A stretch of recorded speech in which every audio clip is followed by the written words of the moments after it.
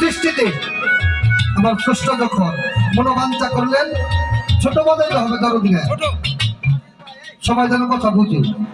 সৃষ্টিতে স্রষ্টা যখন মনোবাঞ্ছা করলেন যে আমি আদম সৃষ্টি করব, ওই জায়গায় কি দলিল প্রমাণ দিয়েছে না ফেরেশতারা না করছে না দরদি? আপনারা হকবে না করবেন, না করছে তো, তাই না? তাহলে কিন্তু ফল পাবো। ফেরেশতারা না করলো, আমার আল্লাহ বলল আমি যাহা বুঝি তোমরা তাহা বুঝো না, আমি আদম সৃষ্টি করব।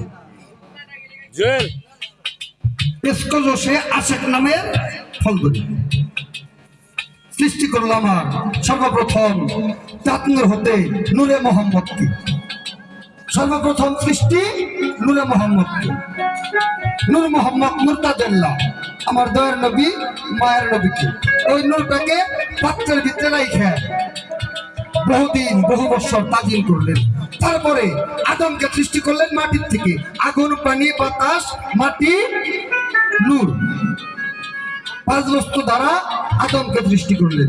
আদমকে সৃষ্টি করার পরে আমার আল্লাহ তখন বললেন, হে আমার ফেরেশতাগণ, তোমরা আদমকে তাজিম করো। এই কথা বলবো না কিন্তু বাবা, আদমকে তাজিম করো।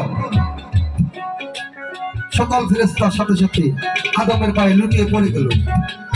কিন্তু মুকরম আবেদ, মুকরম আবেদ কিন্তু অনেকে জানে অনেকে জানে না, উনি কিন্তু ফেরেশতার সর্দার, কিন্তু উনি কিন্তু ফেরেশতা নয়, উনি ছিলেন জিন জাতি, জিনের বাদশা সন্তান।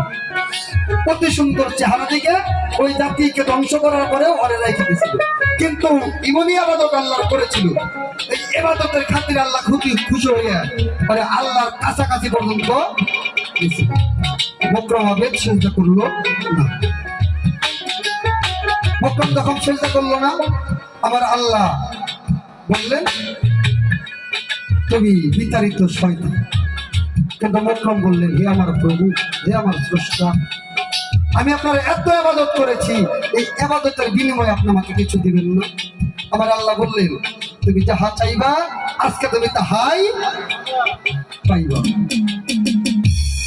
কিন্তু আল্লাহ তার ব্রেন শক্তি দেয়, তালা মেরে দিচ্ছে, সবকিছু চাইতে পারবো। মুকরম বলল, পৃথিবীর কিয়ামত পর্যন্ত আমি আমার আয়ু চাই। তোমার আল্লাহ বলল, তোমাকে দিয়ে দিলাম, আমি যখন যে রূপ ধরার ইচ্ছা আমি সেই রূপও যেন ধরতে পারি।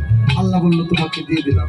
মুকরম তখন মুস্কি হাসি দিয়ে বলল, আমি দেখবো আমার পাল্লা ভারী হয় না আপনার পাল্লা ভারী হয়। আমি সেজদা দেই নাই, আমি আদমকে সেজদা দেই নাই, এই দলটাই ভারী হবে।